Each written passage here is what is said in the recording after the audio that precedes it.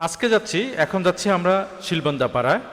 শিলবন্দা পাড়ার এ হচ্ছে প্রবেশ পথ। এটা দেবতাকুম যাওয়ার পথও এটা। শিলবন্দা পাড়ার যে এক রহস্যময় দেবতা, যে এই পাড়ারকে রক্ষা করার জন্য যে দেবতা আছে, আজকে আপনাদের দেখাবো। মারমা সম্প্রদায়ের যে দেবতা ওদেরকে রক্ষা করে নিদর্শন হিসেবে করে থাকে, সেটাও দেখাবো। চলুন আগাই উপরে।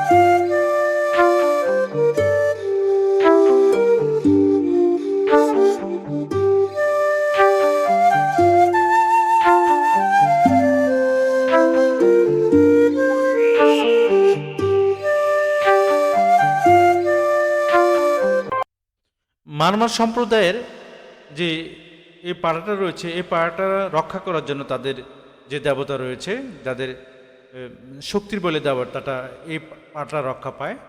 চলুন দেখাই আগাই। উনি পাহারা এই পাড়ার প্রধান গেইটে ঢোকার পথেই এই দেবতা বসানো হয়েছে। এই দেবতাটাকে ওনাদেরকে পাহারা দিয়ে থাকে, তাদের এই পাড়াটাকে। এটা হচ্ছে তাদের বিশেষ দেবতা। এটা এই পাড়াটাকেই রক্ষা করে থাকে। আপনারা দেখছেন, এটা হচ্ছে মারমা সম্প্রদায়ের এই যে পাড়াটা আছে, প্রায়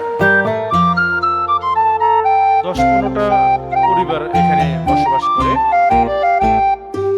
দেবতাকুম যাওয়ার পথেই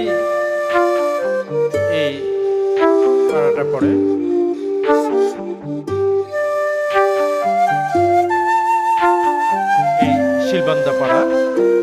শিলবন্দা পাড়ার দোকানপাটও রয়েছে, 2-3টা দোকান রয়েছে, এবং বর্তমানে পর্যটকদের আগমনের ফলে এখানে বেশ কিছু আকর্ষণীয় করার ব্যবস্থা রয়েছে।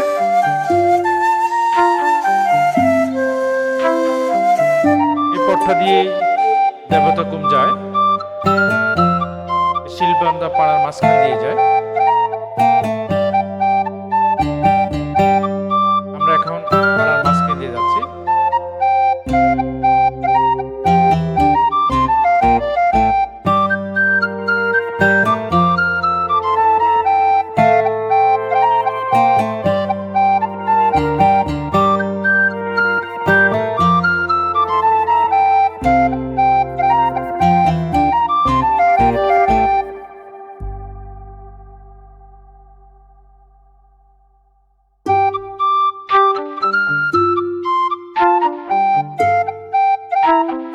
দেখেন দেওয়ালগুলোতে বাড়ির যে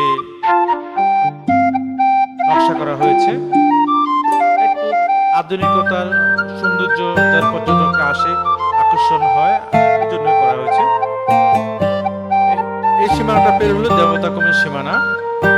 আমার অন্য একটা ভিডিওতে দেবতাকুম সম্পর্কে আপনাদের থাকবে, বা দেবতাকুম পরবর্তী কথা হবে। ভালো থাকবেন।